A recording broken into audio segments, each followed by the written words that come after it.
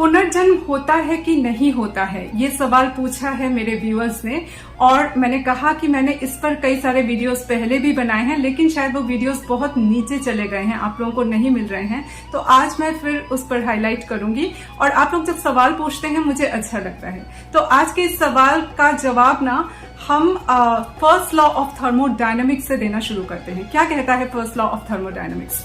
ये लॉ कहता है कि energy can not be created, energy can not be destroyed, it can be transformed. यानी ऊर्जा को हम क्रिएट नहीं कर सकते, उसको नष्ट नहीं कर सकते, हम उसको ट्रांसफॉर्म कर सकते हैं।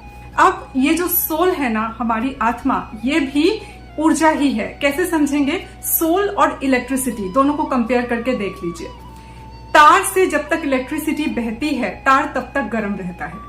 ठीक हमारा शरीर भी वैसा है, जब तक शरीर में आत्मा है तब तक शरीर गर्म है। आत्मा बाहर निकली कि शरीर ठंडा पड़ना शुरू हो जाता है। दूसरा पॉइंट कि हमारे शरीर में जब तक आत्मा है तब तक शरीर हिल डुल सकता है, फिर वो हिलना डुलना बंद कर देता है। ठीक उसी तरह तार से भी जब तक इलेक्ट्रिसिटी बहती है मशीन काम करती है। मशीन बंद हो जाती है जब हम उस इलेक्ट्रिक फ्लो को बंद कर देते हैं। अब फर्स्ट लॉ ऑफ थर्मोडायनेमिक्स में फिर से आइए कि एनर्जी को हम क्रिएट नहीं कर सकते, उसे डिस्ट्रॉय नहीं कर सकते। यानी सोल जो है, आत्मा जो है, वो नष्ट नहीं होती है बल्कि ट्रांसफॉर्म हो सकती है। ये ट्रांसफॉर्म होना ही तो एक शरीर से दूसरे शरीर का रूप लेना है। इस अर्थ में हम चीजों को देख सकते हैं। और थोड़ा गहराई में उतरने की कोशिश कीजिए। एक रिवाज मिलता है ना सोसाइटी में, कहा जाता है कि अंतिम इच्छा कोई मन में नहीं होनी चाहिए, जो भी इच्छा हो पूरी कर दो। इवन जिनको फांसी दी जाती है उनसे भी अंतिम इच्छा पूछी जाती है।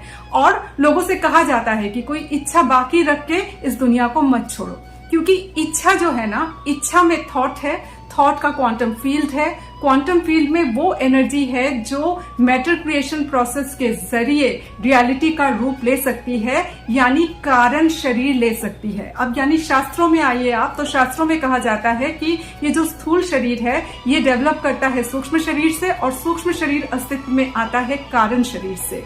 तो इच्छा अगर अधूरी रह गई तो वो कारण शरीर का रूप लेकर के फिर से आ सकती है उस इच्छा को पूरा करने के लिए। इस एंगल से भी आप चीजों को देख सकते हैं। अब लिटरेचर के एंगल से देखिए। भक्ति काल जिन्होंने पढ़ा है, जो लिटरेचर फील्ड से हैं, वो जानते हैं कि इस सृष्टि का जो जन्म है ना, वो परमात्मा की इच्छा से हुआ है, ये कहा जाता है।